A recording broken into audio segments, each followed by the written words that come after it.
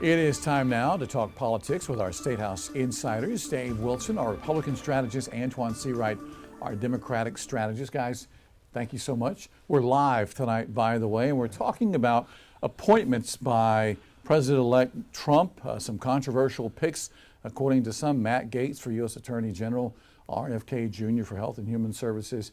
Dave, let me get your take on these picks that are coming out from the president-elect. There are days where you just sit here and you wonder, what in the world are we doing here? I mean, you've got Matt Gaetz, who is under ethics investigation right now in the House. You have Pete Hegseth, who's a host on Fox News for defense. And so there's apparently this underlying strategy out there right now to get recess appointments. And so for you at home to understand, that's basically saying, okay, well, when Congress isn't here, when the Senate isn't here, we'll put their names in and they'll actually be able to then go into the office, and they have a whole 2-year session to decide whether or not they're going to approve them or not. So it's kind of like the big dance around the issue.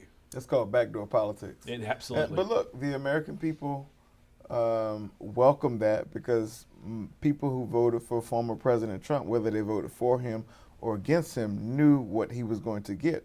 And his appointments reflect both of how he campaigns and people who will be loyal to him, right, not necessarily the role or the job. And some of these appointments are very extreme. Even traditional Republicans are saying, no way, Jose. So we'll just see how much power he uses in the very beginning to get his nominees through. Well, and it's taking a ploy against the Republican leadership that he has in both houses. So when you look at this, it's like, are you guys going to play ball or not? And it was exactly what happened with when there were 3 people who were running for Senate Majority Leader. One of the requirements that he kind of put out on the line was you got to be willing to do recess appointments. The president-elect's team has said from the get-go they can't wait 18 months to 2 years to get their picks approved by the Senate. So these recess appointments seems like the way they're going to go, Antoine. You know, very interesting. It's opposite of what Republicans have said to some of President Biden's nominees for various positions. They intentionally have held them up, not let them come through, have been totally against recess appointments and so forth. So it's just interesting how this is all playing out. But there will be some who will sail through. Secretary of State Rubio will probably sail through. There'll be some just by way of tradition of the Senate and relationships in the Senate that will go through, but there were some that the American people should have pause for concern, especially HHS and the Attorney General role. So this is a big thing where you're beginning to lay out who's going to be leading as political appointments to lead these agencies.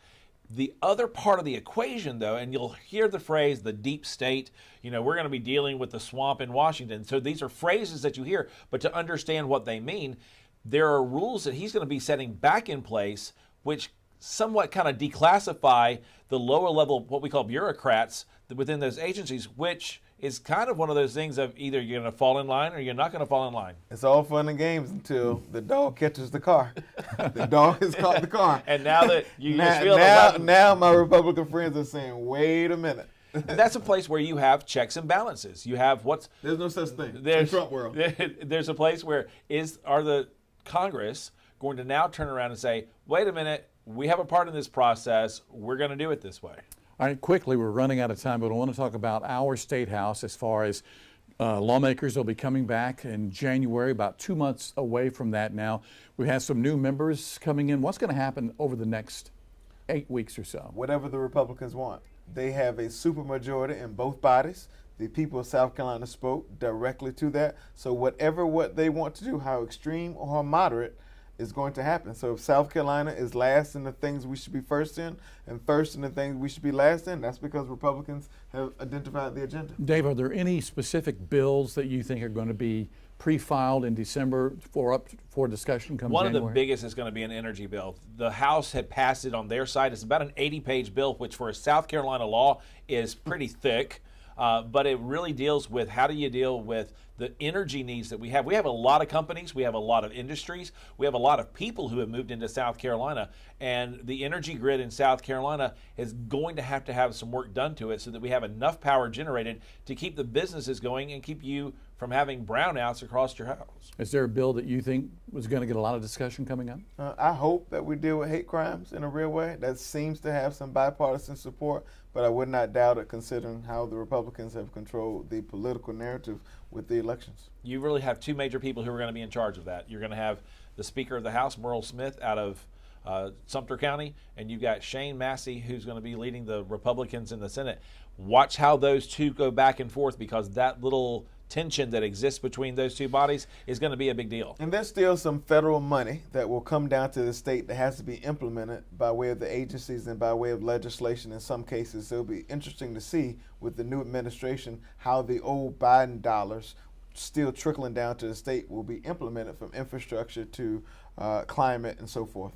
We have a lot of new lawmakers coming in January. Is there going to be some sort of orientation between now and January? There's always orientation. There's always committee assignments. There's always restructuring of how the process will work. In some cases, they change the rules in many regards. The Republicans are going to have to deal with the Freedom Caucus crowd versus traditional Republicans, which are very few, far in between. Same thing in the Senate. So we'll just see how it goes. You are talking almost a quarter of the entire General Assembly is new, or have switched to a different chamber, Russell Ott being a prime example. And so you've got people who are relatively new to the process. It's going to be interesting to see how quickly they can get into the flow, and will there be any of them who are going to turn around and try to be naysayers, or fly in the ointment, so to speak, when it comes to the bills that the Speaker and the Majority Leader want to get through. And keep in mind, this is a run of show or prep work for statewide races in South Carolina. So the race for governor and all statewide races is on as soon as they come back in January. If you thought we were done with elections, we're not. We're just starting for 2026. Seems like they're never ending. They are in this South state. Carolina. All right, Dave, Antoine, guys, as always, JR.